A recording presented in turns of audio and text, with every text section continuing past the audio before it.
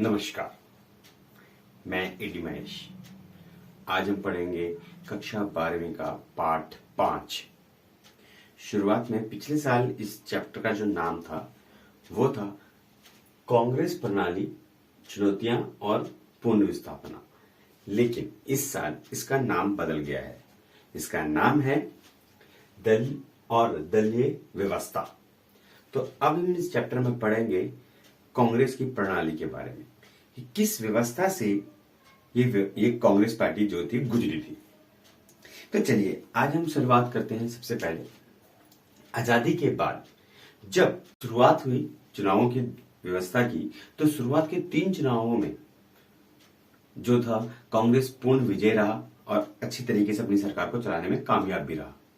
लेकिन अब यहाँ पे व्यवस्था थी 1974 में, 74 के मई के महीने में जब नेहरू जी की मृत्यु हो गई। अब यहाँ पर एक समस्या खड़ी हो गई। अब यहाँ पर ये समस्या ये थी कि अगला उत्तराधिकारी कौन, यानी कि नेहरू जी की उत्तराधिकारी के नाम में किनका नाम लिया जाएगा।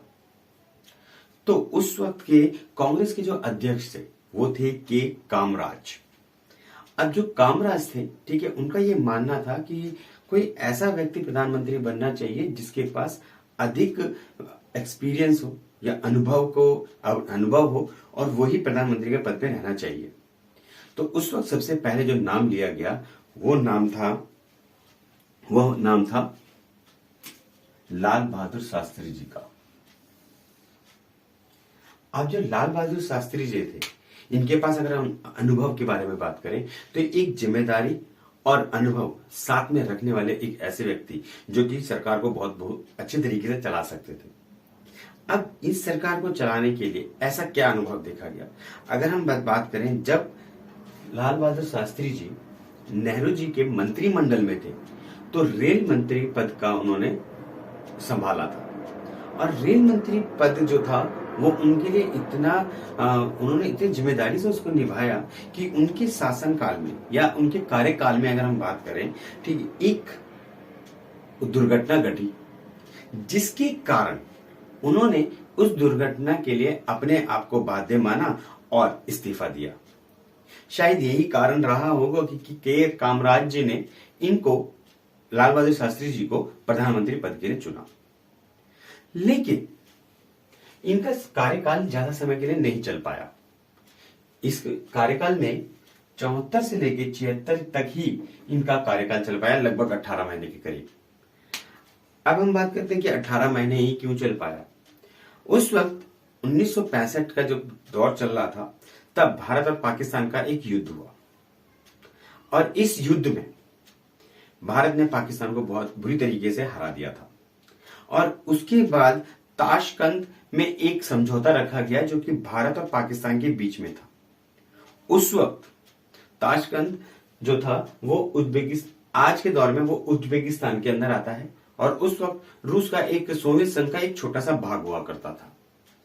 लेकिन जब भारत के लाल बहादुर शास्त्री जी को, प्रधानमंत्री जी को जब वहां पे बुलाया गया, वहां पर उनको एक हार्ट अटैक हुआ और उससे उनकी मृत्यु हो गई।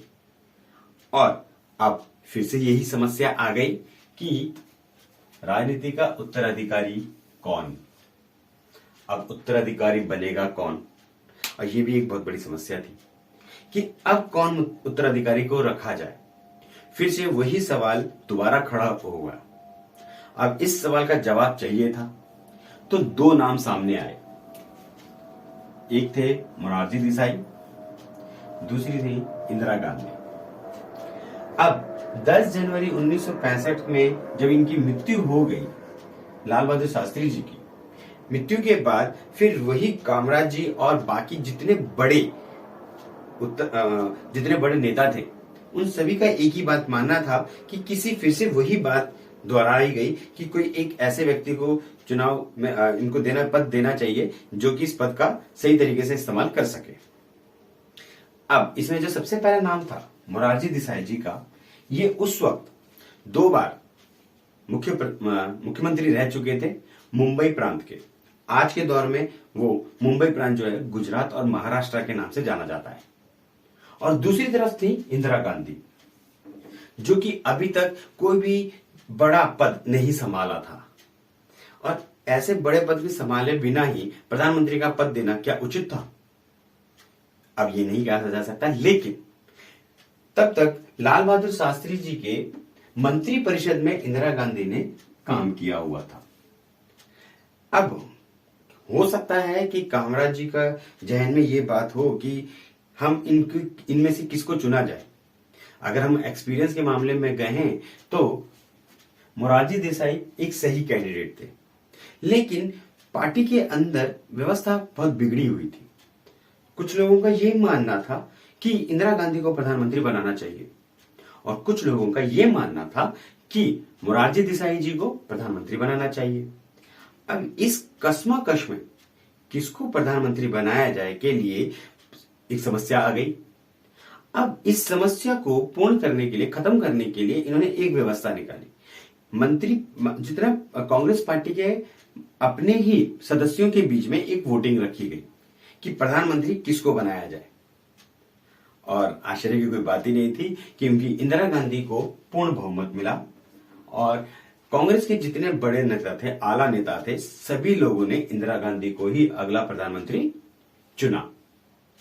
हो सकता है, माना जा सकता है कि उस वक्त जितने भी बड़े प्रधानमंत्री, बड़े जो नेता रहे थे या जो बड़े नेता थे कांग्रेस के अंदर, उनको यह लगता हो कि मोरारजी देसाई एक एक्सपीरियंस्ड और बड़े नेता हैं, शायद वो उनकी बात ना माने, और इंदिरा गांधी एक नई व्यवस्था में आने वाली लड़की जो कि ये कार्यभार को नहीं संभाल पाएगी, और उस वक्त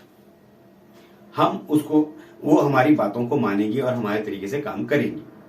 हो सकता है ये बात माना गया हो। बहरहाल कुछ भी हो, इंदिरा गांधी को उस वक्त प्रधानमंत्री चुन लिया गया था। इंदिरा गांधी के चुनने के कुछ ही दिनों में देश के अंदर व्यवस्था जो थी वो बहुत बुरी तरीके से खराब होने लगी थी। खाद्य संकट आ गया था, बाढ़ की व्यवस्था चल रही थी, और हमारे देश के अंदर जब बरसाती कई जगहों पे ऐसा था कि जहां पे बरसात नहीं हो पा रही थी वहां पे सूखा व्यवस्था हो रही थी। अब ऐसी व्यवस्थाओं में खाद्य संकट होना, सूखा पड़ना, कई जगह पे बाढ़ आ जाना, ऐसी व्यवस्थाओं के साथ में इंदिरा गांधी को अगला चुनाव लड़ना था। अब हम बात करते हैं यहां पर कि अगर हम बात करें कि उस वक्त 1960 का दशक जो था, इसको खतरनाक दशक भी कहा जाता था। अब क्यों खतरनाक दशक कहा जाता था? अगर हम बात करें कि खतरनाक दशक इसलिए कहा जाता था कि आपको पता है कि 1962 में हमने एक युद्ध लड़ा जो कि चीन के साथ था। दूसरा युद्ध जो कि 1965 में हमने लड़ा पाकिस्तान के साथ में। हमने दो बड़े नेता खो दिए, नेहरू जी और लाल बहादुर शास्त्री जी, और दो युद्ध हमने लड़े। और जैसे कि मैंने अभी बताया कि कई जगहों पे क्या था, खाद्य संकट होने लगा था, सूखा पड़ने लगा था, व्यवस्था नहीं थी, आर्थिक स्थिति जो थी वो गिरने लगी थी। अब ऐसी चीजों के साथ में जब देखा गया तब ये कहा गया कि 1960 का दशक जो है वो बहुत ज्यादा खतरनाक दशक है, और इसको खतरनाक दशक के नाम से जाना गया। ये था आज का हमारा वीडियो। हम अब आगे के पार्ट के लिए पढ़ेंगे अगली वीडियो में। धन्यवाद।